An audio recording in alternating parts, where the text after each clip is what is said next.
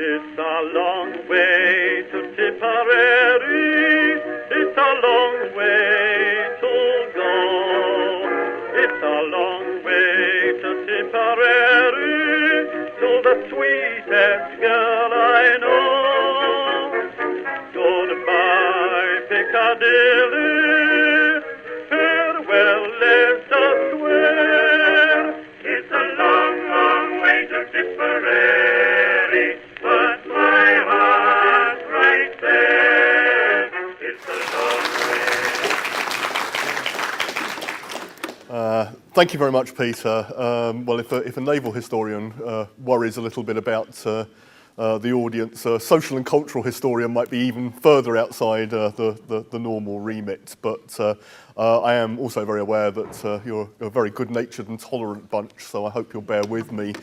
In compensation, I promise to be reasonably brief. This is not so much a fully worked-through paper as a series of thoughts upon the subject. And although the topic is entitled 1913, I'm using that really as shorthand for immediately before the war. So what I want to talk about is three societies, and because this is the Western Front Association, the three societies I'm going to concentrate on are the three largest participants on the Western Front. Of course, in order of numbers involved, that would be Germany, France, and then Britain. But because we are in Birmingham, I thought I will start by talking about Britain.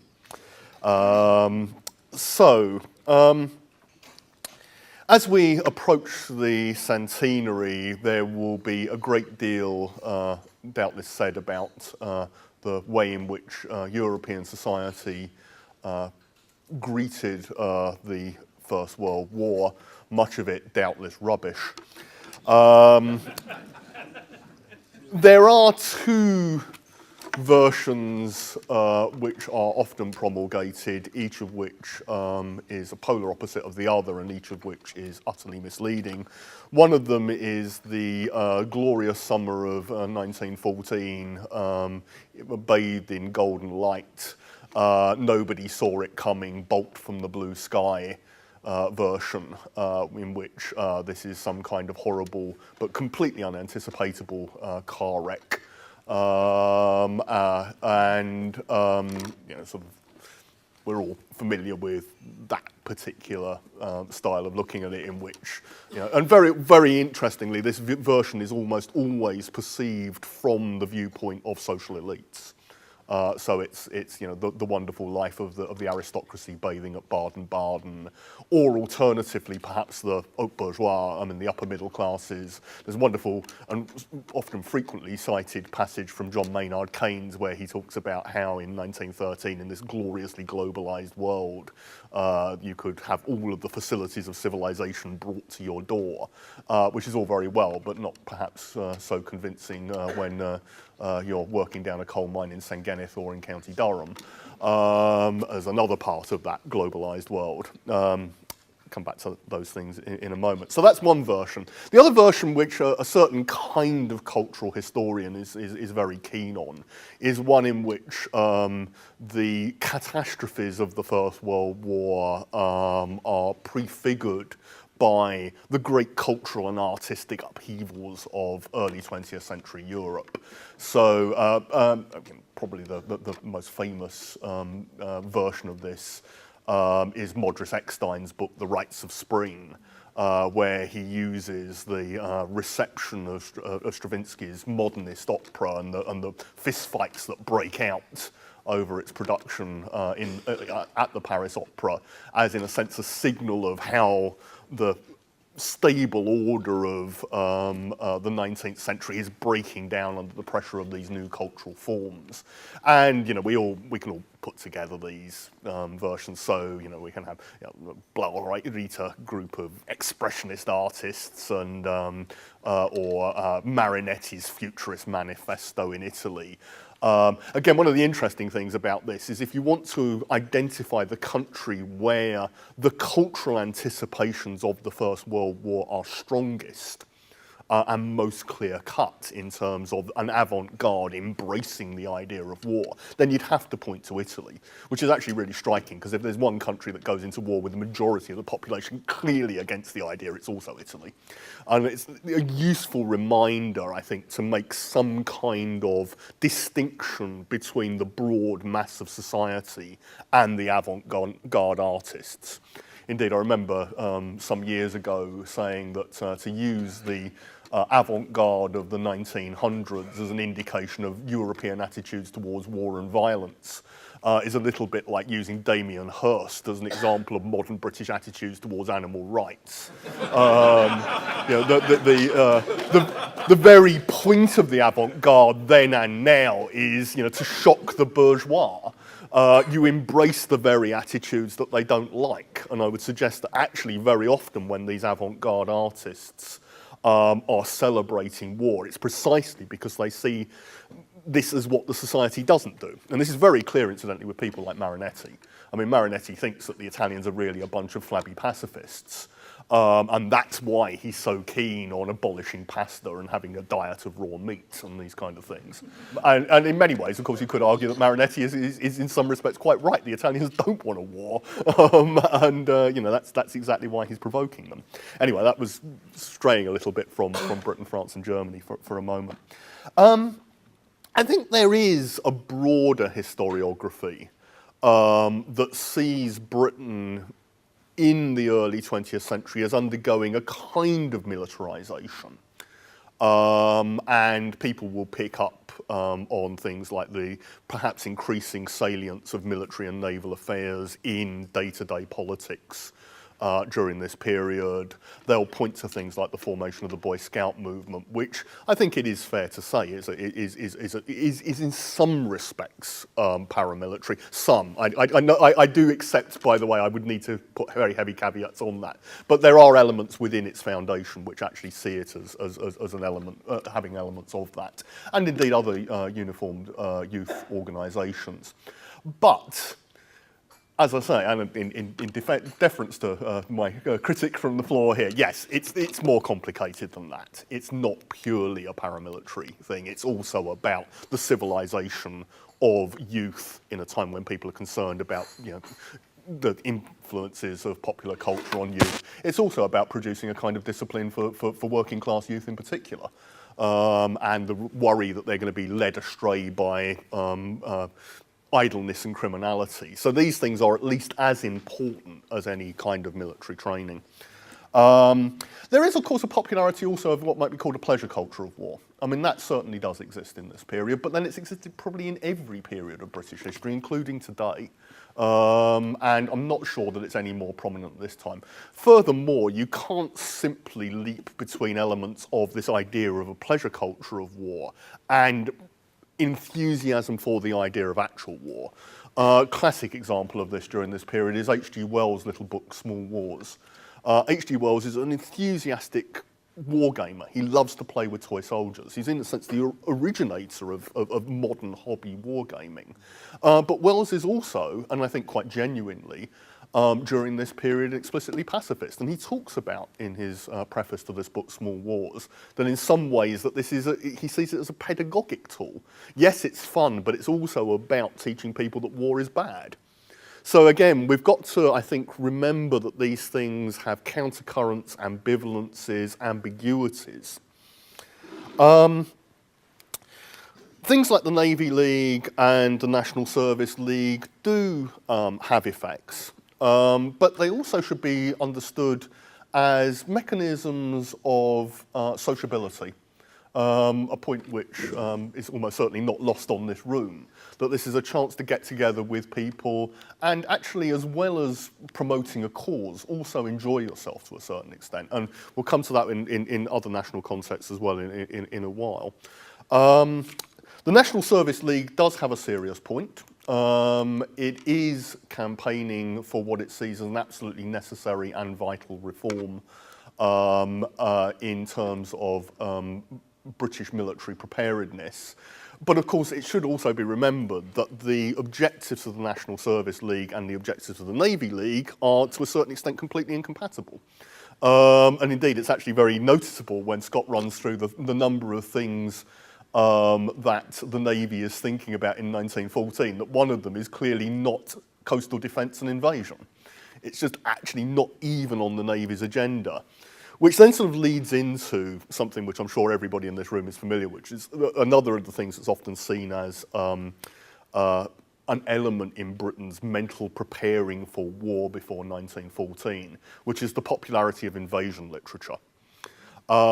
This can be taken back, of course, to things like the Battle of Dorking back in the 19th century, but it really gets going in its form during this period, of course, with the Daily Mail's serialisation of William le Court's Invasion of 1910, which is an interesting combination of a newspaper marketing tool and a political campaign. I mean, it brings together William le Court with Lord Roberts to plot out a fictional invasion of Britain. Now, it's interesting, again, in terms of Scott's paper, that they have to come up with a completely bizarre and spurious reason why the Royal Navy hasn't sunk the German invasion fleet on its way across the North Sea. I think they call the Royal Navy off to an emergency somewhere on the other side of the world, and it all goes, and then the Germans are able to cross the North Sea. And then one of the things that's, of course, happening in this serial is they're waiting for the Navy to come back and finish the Germans off.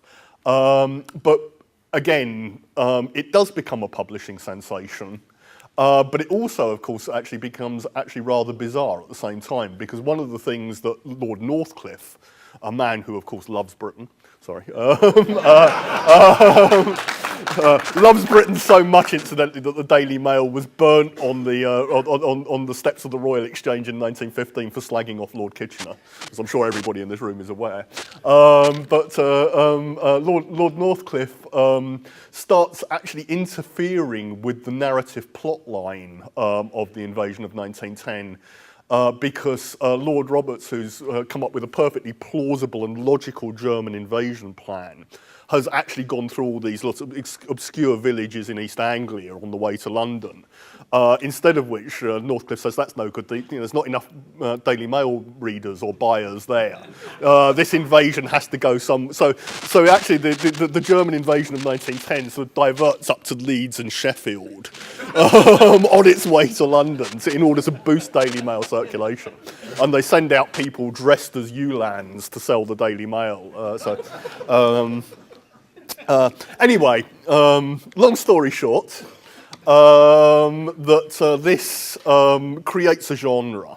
And of course, probably the famous and probably the best written and most lasting of these is written by Erskine Childers, who of course then subsequently becomes a significant Republican militant, and indeed is involved in a gun running in 1914. The genre, in fact, actually becomes so widespread that a young P.G. Wodehouse ends up satirising it and comes up with an invasion story where Britain is simultaneously invaded by 9 different armies, including not only the Germans and the Russians, but also the Zulus, and I think the Montenegrins, which gives an indication, incidentally, that, again, it's not necessarily the case that people are taking all of this stuff completely seriously. That said, I think it does create a little bit of an invasion mentality in Britain, and one that, of course, does manifest itself in the way that people think about the outbreak of war in August and September 1914. And I think probably people will talk about that a little bit later on today as well. Now, of course, one response to this idea of invasion, and partly, of course, as a political counter to the agitation of the National Service League, is the setting up of the Territorial Force by Lord Haldane. And perhaps one interesting indicator of how complex British attitudes are to the prospects of war in the immediate run-up to the war is the variability of recruitment to the Territorial Force. Now, I think this is a fairly well-known story, and I'm probably preaching to the choir here in this room. But in many parts of the country, the Territorial Force has great difficulty in actually filling its numbers before 1914. Which rather indicates that however much people like to read about invasions or however much they like to think about, military things, when it comes down to making an actual commitment, that's another story. And a lot of people are not necessarily convinced of the necessity of this. So that then gets me to turn to the other side, which is, as it were, the thinking about peace element in Edwardian and early Georgian society. Britain has far more peace societies and organisations of that kind than anywhere else in continental Europe. France is a distant second. Germany is almost nowhere. There are lots and lots of, and even at the time they were probably Manchester Guardian reading liberals, although they're also Daily News and Daily Chronicle reading liberals, who get together and earnestly talk about, what you have to do to prevent war. And they receive a major boost in 1909 and then even more so in 1910 with a re-edition when Norman Angell publishes his book The Great Illusion. Now, Norman Angell, real name Ralph Norman Angell Lane, so technically he really probably should have been Ralph Lane rather than Norman Angell, but he chooses to write as Norman Angell, writes what becomes an enormous bestseller. First of all published in 1909 as Europe's Optical Illusion, then republished under the title The Great Illusion in 1910, in which Angell puts forward the argument that the modern capitalist world is so deeply interconnected that no nation can go to war with another without actually destroying its own economy. Now, this is a step forward from traditional 19th century liberal anti-war thinking, which had been largely based simply on free trade. So the sort of Richard Cobden argument that actually war is simply disruptive of the proper global division of labour. This is taking it a step further, much more connected with the idea of finance capitalism. And the idea that actually international finance is now so interconnected. So this isn't just simply the line which apparently A.J.P. Taylor's grandfather greeted the First World War with, "Are they all mad? Don't they know as when they kills a German, they kills a customer?" This is actually to the point where, in fact, the entire value of all of your investments is going to collapse if you go to war. Angell is pretty nearly right, is the interesting thing. I mean, his basic diagnosis about interconnectedness is actually fundamentally borne out by events in 1914, actually. That this global economic interconnectedness is very, very real. The problem, of course, is that people read Angell as saying that war has become impossible, whereas what Angell is saying is war has become deeply irrational, that it will be damaging even if you win, and indeed, of course, it was. But as I say, that's the problem here. There is, incidentally, by the way, a sort of somewhat conspiratorial view of why Angell is writing what he does, which is promulgated by my old colleague Neil Ferguson. And in many ways, it's a typical Neil Ferguson idea. It's rather brilliant, it's very ingenious, and it's utterly wrong. Neil's argument about Norman Angell is based on the fact that Norman Angell is working for the Continental Daily Mail when he writes The Great Illusion, which is absolutely true.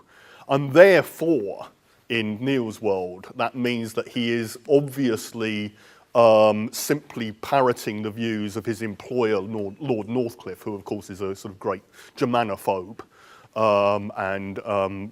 So as far as Neil is concerned, what The Great Illusion is an attempt to con the Germans into giving up their navy. And indeed, there's a lot of argument in The Great Illusion which says that mutual naval disarmament would be a good idea, or certainly at the very least a building freeze. I think this misunderstands Northcliffe. Northcliffe actually likes to employ contrarians. So he has no problem with employing people who express views that are not his own. And I think that's where Neil, perhaps partly as a hired gun journalist himself, slightly misunderstands the situation. He can't believe that a journalist would write something that the proprietor doesn't believe, which is not true in this case. Anyway, I'll leave that to one side. I should probably have a quick check on the time. Yes, anyway, I'll take it in many respects that many of the aspects of the situation in Britain are familiar to this audience, and perhaps I should spend a little bit of time talking about the perhaps less familiar cases of France and Germany. So first of all, to France. The key thing in shaping French attitudes in the run-up to the First World War is the most crucial element in the understanding of France's relationship with military affairs, which is, of course, the Dreyfus Affair. The Dreyfus Affair, and everybody again in this room is doubtless familiar with, if you like, the cultural clashes between the brass hats and the frocks in Britain in the First World War. This is a hippie loving compared with the relationship between most of the politicians of the Third Republic and their army. The Dreyfus Affair absolutely dominates for the decade before the First World War any thinking about the army in French society. In the immediate aftermath of l'affaire, and particularly immediately after it becomes clear that Dreyfus is innocent and has to be acquitted, I think you see a high point in French anti-militarism. At this point, both the socialist and non-socialist left in France feel that they are in the ascendancy over an army which they believe, and to a large extent rightly, has become a refuge for reactionary, particularly hardcore Catholic and in some cases monarchist anti-democrats. The French army isn't entirely like that, but there's a lot of those people there. And as a result, I think you see, for example, pressure being put on French conscription laws, a reduction in the amount of compulsory military service, a great deal of suspicion about the politics of the French army. Again, it doesn't all originate with the Dreyfus Affair. The Boulanger Affair back in the 19th century had already set this up to some degree. But yeah, the army is treated with a tremendous amount of suspicion. Kind of climaxes, I think, with the French ultra left-wing socialist bordering on syndicalist anarchist figure Gustave Hervé, who is tried in 1905 for talking about how in the event of war there should be a sort of mass uprising against the military authorities. His speech at his trial is then republished under the title Anti-Militarism. So this is kind of radical opposition to the idea of military control and of war that's being expressed there. Now, it should be said that even in 1905, this is overstepping the mark. And actually, one of the people who is very much opposed to Hervé at this point is the much more mainstream French socialist leader, Jean Jaurès, whose views on this are distinctly different. What then happens, I think, between about 1907 and 1914 is in many ways a withdrawal in the French case from this kind of extreme anti-militarism.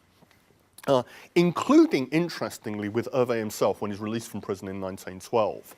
And Hervé, even before the First World War, is backing away from these positions.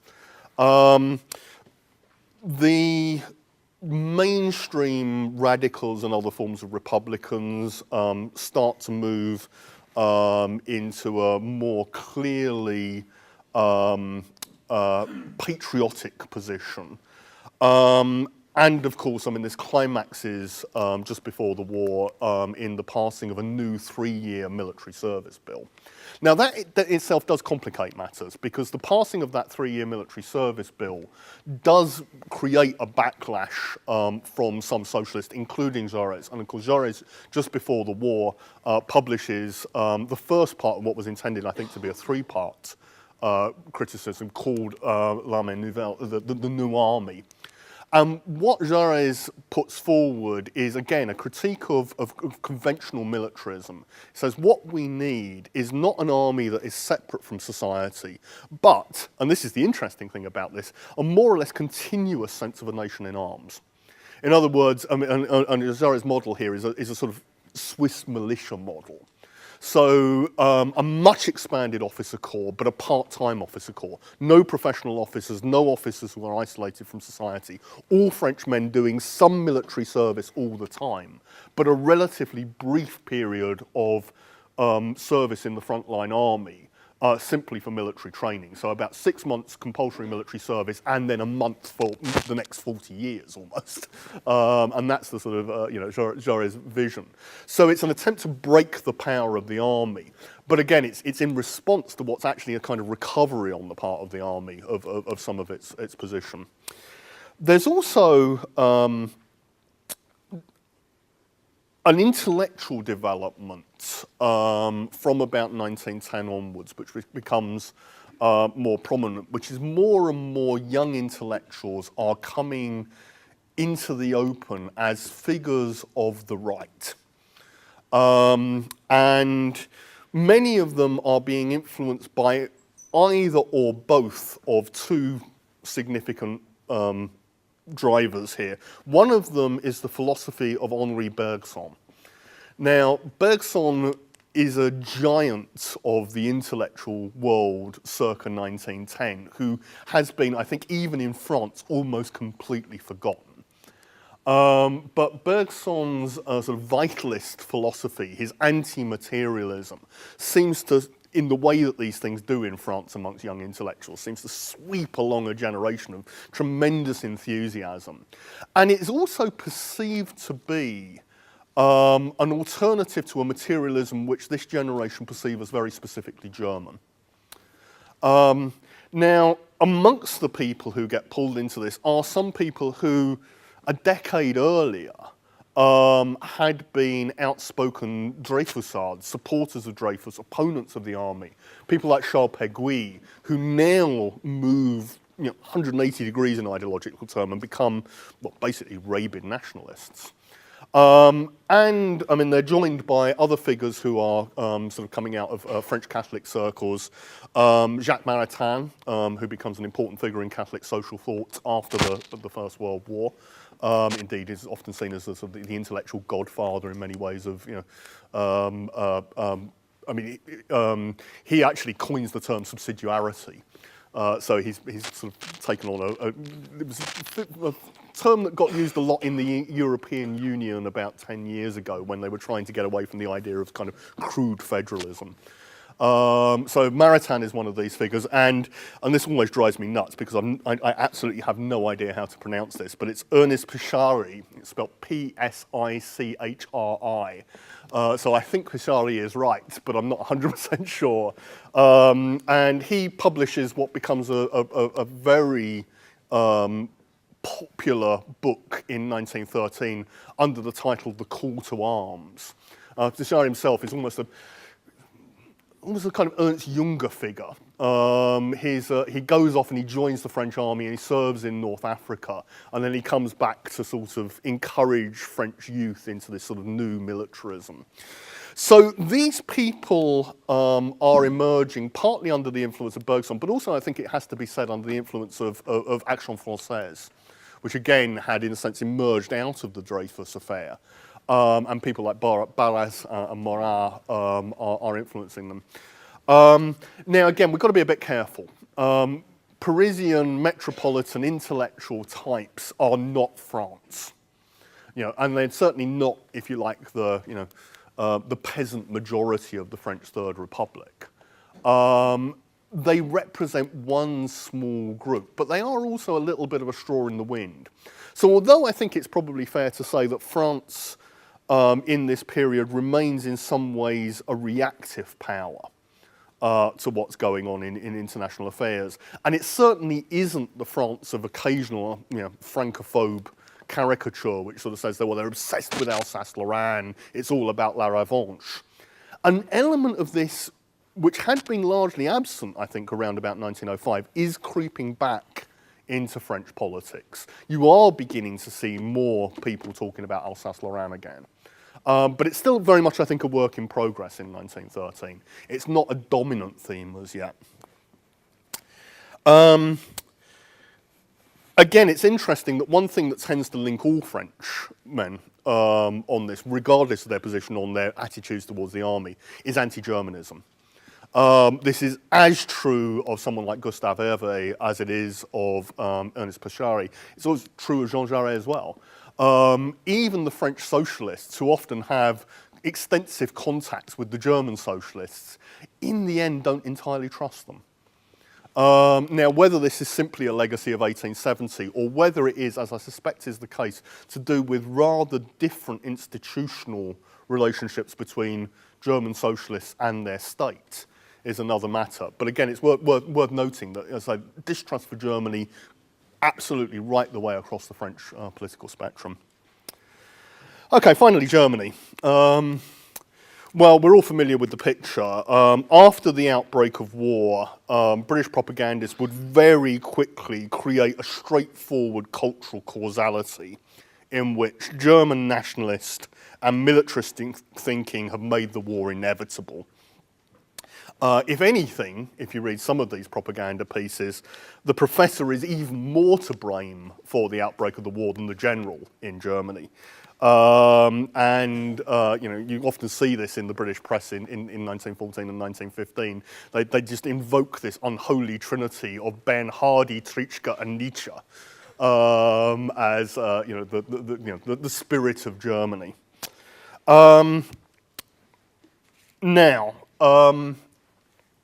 It is, of course, a caricature. It is, of course, a propaganda construct. For example, Friedrich Nietzsche is many things.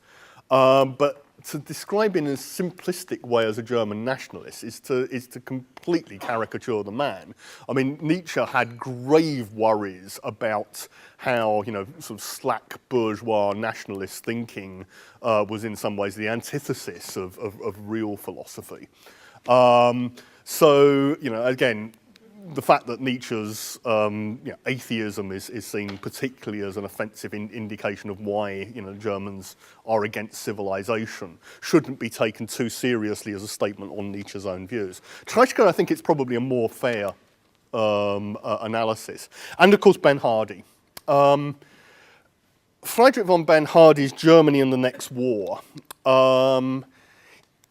is taken in Britain by 1914 as the absolutely essential statement of what Germany is all about. For those who don't know it, you know, he talks about how preemptive war is not merely a possibly morally acceptable thing, it's a moral imperative. If you don't think that you can win by any means other than by preemptive war, then you have to do it. This is what Bernhardi says in Germany and the Next War, because anything else would be to betray your responsibility to your own nation. So it's a pretty hard line on that idea. You know, scathing about the idea of neutrality, scathing about the idea of non-combatant immunity. Talks about taking hostages, basically it is seen by people in Britain in 1914 as the blueprint of the way that the German army is actually behaving. Now, in response to this, there is quite a lot of academic writing that says, you know, actually nobody in Germany had ever heard of von Bernhardi. It's really only the British propagandists who discover this stuff, and indeed almost any copy you ever find in English of Germany and the Next War has been reprinted in Britain during the First World War. You know, that's what actually brings it to a mass audience in Britain. But you can overdo this, and you can overdo this for three reasons. First of all, the argument that von Bernhardi is some obscure scribbler of no significance in Germany is simply wrong. He is the General Staff historian. He is at the centre, in the Schlieffen era, of German military thinking and planning. It's not that he doesn't know what he's talking about, number one. Number two, the idea that this book has no significance in Germany before the war is wrong. It goes through 5 German editions in 1912, and it was on its 9th edition by 1914. In other words, there are people in Germany who are reading this book. And Number three, is it sort of so far out there and completely unrepresentative? No, I mean, he's not the only figure in Germany who's thinking about these things, far from it. He is part and parcel of a much wider militarist discourse and discussion. So I think we can overdo the degree to which von Bernhardi doesn't matter. He does matter, and of course he actually serves at general officer rank during the First World War. But that said, he's also engaged in all sorts of debates in this book, some of which are obscure and specifically German, and which to von Bernhardi are much more important, actually, than the things that the British pick up on. So a lot of it is about the necessity of military education in schools, or military values being inculcated in schools. And it's worth remembering that one of the things that von Bernhardi says in Germany and the Next War is that the reason he is writing this book is that because German public opinion is too pacifist. He says we need to make the Germans militaristic because they're not. So again, we'll come back to that again in a moment. There's also a very specific and immediate context to when Bernhardi writes. And he's writing in 1912 after Germany has just been through a couple of serious diplomatic humiliations. And we'll come back to that again in a moment. Who are the audience for Bernhardi? It's probably the German military leagues. And again, Germany also has a culture of militaristic organisations.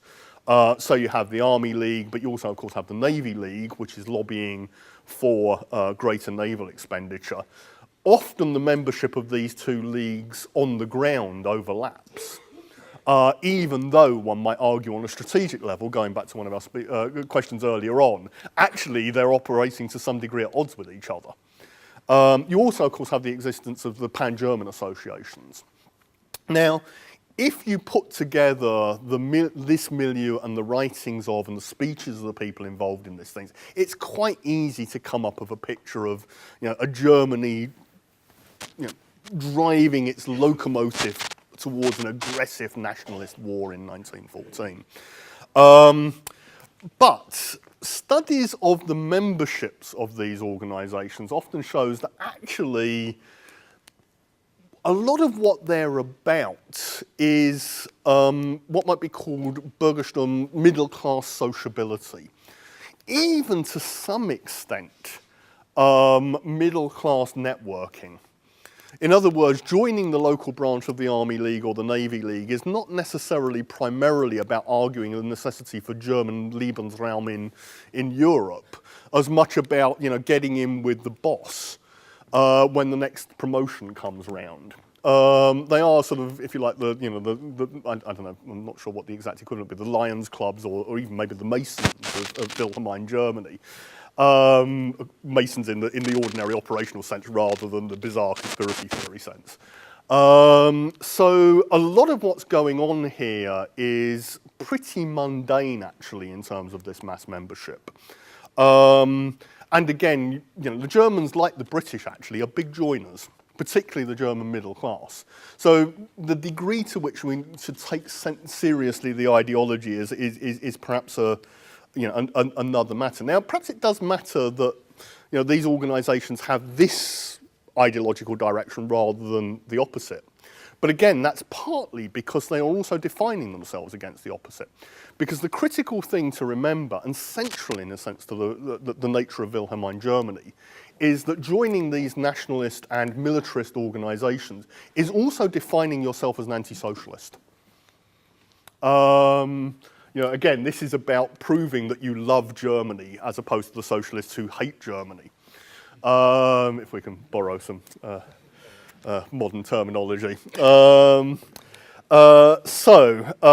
that leads me on to my associated point, which is Germany is not a monolith.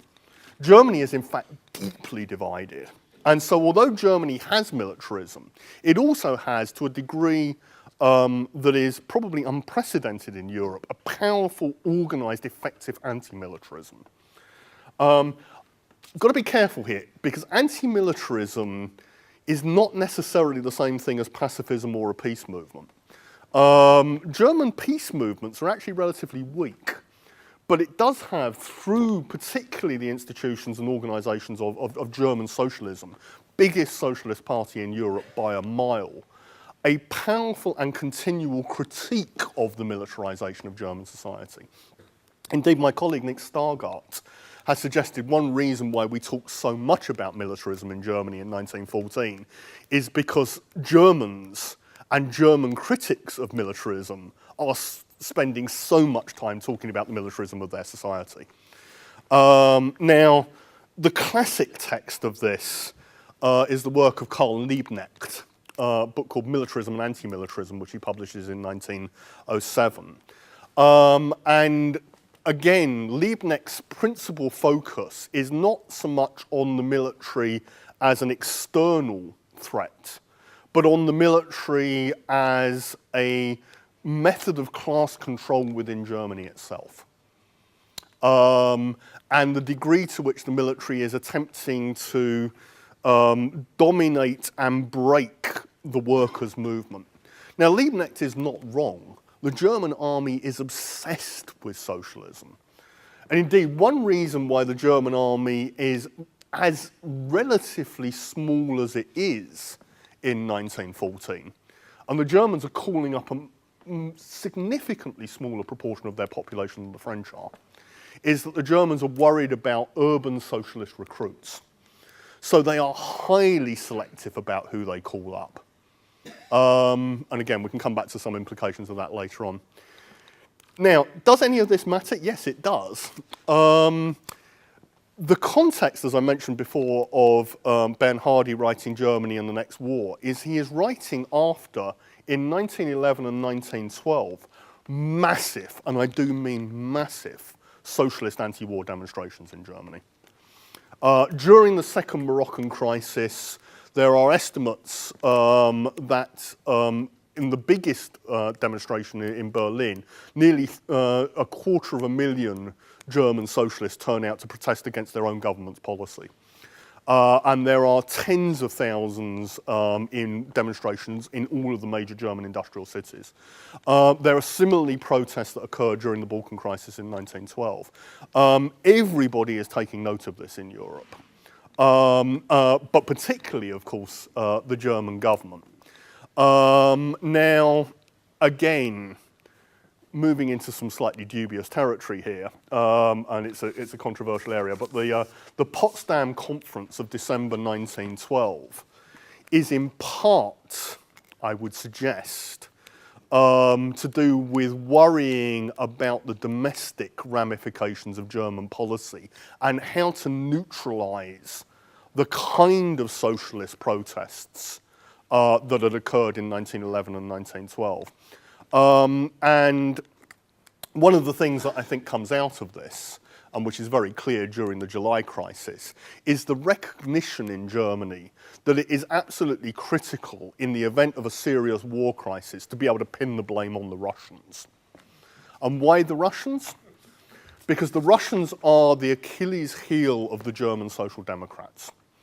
As far back as Engels, and Engels writes this, says, okay, we have no desire at all to fight the French working man, but we may be compelled to in order to prevent a victory of Tsarism.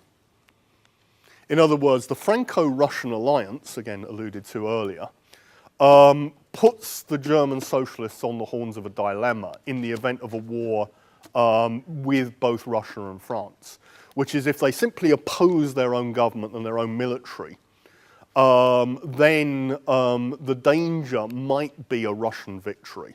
And of course, what is Russia? And this is something that socialists throughout Europe, not just in Germany, but in France and Britain as well, would also agree. What Russia is it's the society that shoots workers down in the street, as it had done in 1905. So in any sort of scale of demonologies, of which is the worst regime for a European socialist, Russia is right there at the top. Okay, should probably pull this towards a finish. There's a tiny middle ground in Germany. There's an interesting example of the German historian and military thinker Hans Delbrück, who is, if you like, a classic deterrence thinker. Now, Delbruck isn't one of these German militarists who believe that war is good. He says, no, it isn't. But he says, but the pacifists are wrong as well. Actually, we need a strong Germany in order to be able to create, in a sense, some sort of balance of terror. That's why we have to have a strong army and a strong navy to make it clear that other people shouldn't attack us. And he says, and all powers will behave the same way. So he sort of does believe in a kind of, very much a modern deterrence theory. The problem, of course, that Germany has, and again, this leads back to that question of the army and the navy, is that Germany has very weak state finances. And this is a point that Neil Ferguson has made and is right about. Germany, for example, does not have an income tax and has real problems about the idea of introducing, a federal income tax. Some of the states have income tax. There's a real problem about introducing one because the worry that they have, at least at the level of the German government, is that if you introduce an income tax, the socialists will then use it to fund socialism. And they'll use it for the redistribution of wealth. So actually, if you look at German military expenditure, Germany's problem up until 1913 is not that it's over-militarized, but it's actually a little bit under-militarized. It's not spending as much as it really could do in terms of its gross domestic product on its armaments. And furthermore, it's spreading that effort between a navy and an army in a pretty inefficient way. Now, if Germany had been willing to tax the population more heavily, it might have been able to create armed forces that were sufficiently strong for it to then feel confident that it was deterring its enemies. But what's clear is in the run-up to the First World War, it's becoming increasingly worried about being outspent and outnumbered by the Franco-Russian alliance. And despite Chris Clark's efforts, I do think that one of the things that Germany is thinking about from 1910 onwards is the necessity of a preemptive war, precisely because it feels that the strategic situation is deteriorating. Now, it's not set in stone, and I don't believe that a decision for war is taken in December 1912. But I think, in some ways, an inability to think their way out of the problem is creating the likelihood that that could be the way that they'll deal with it. Even though, as has often been pointed out, Moltke, when he takes over as Chief of Staff, is not at all confident that Germany can win that war. So it's truly irrational decision-making. Anyway, that's a slight distraction. I think I should probably begin to pull this to a finish. Why does any of this matter? I think a couple of things. I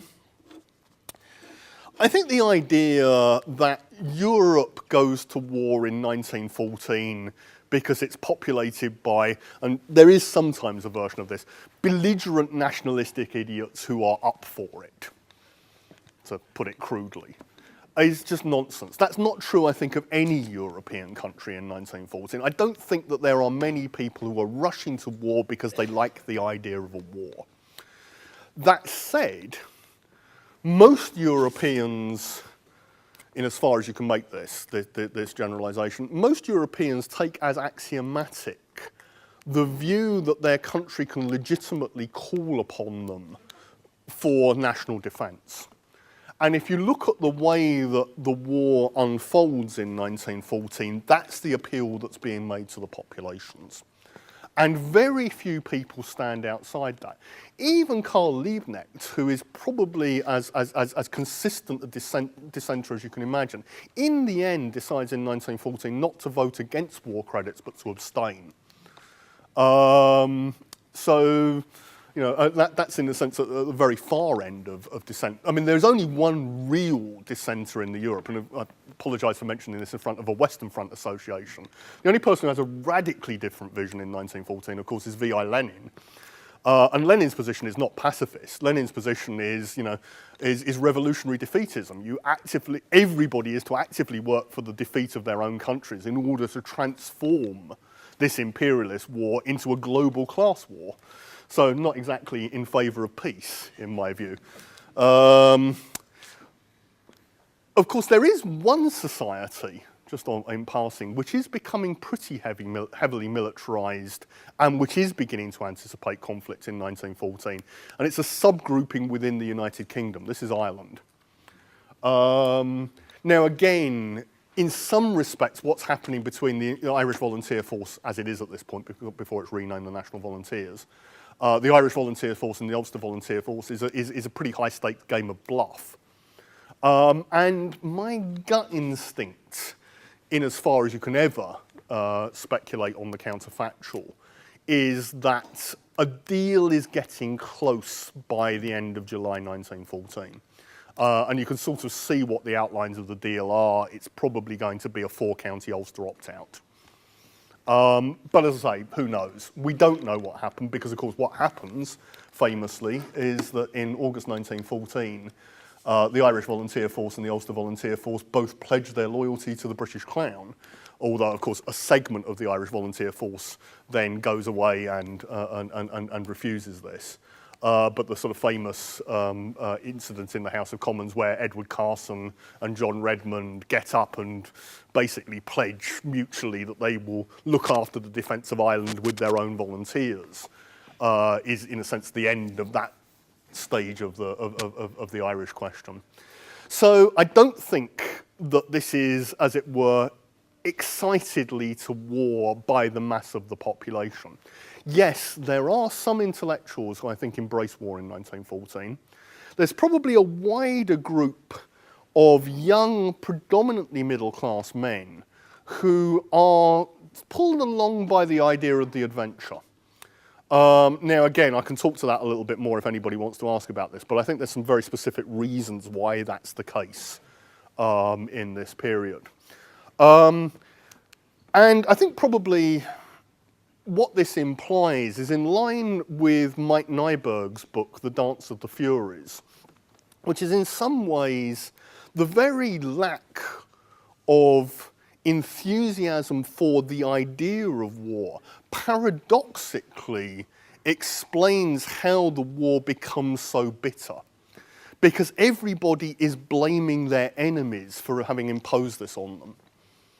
Now, if people had actually genuinely wanted a war, I'm not sure that the dynamic would have been the same. But as I say, I think that's perhaps the important implication. At this point, I think I should stop and allow people some time to ask questions if they want to.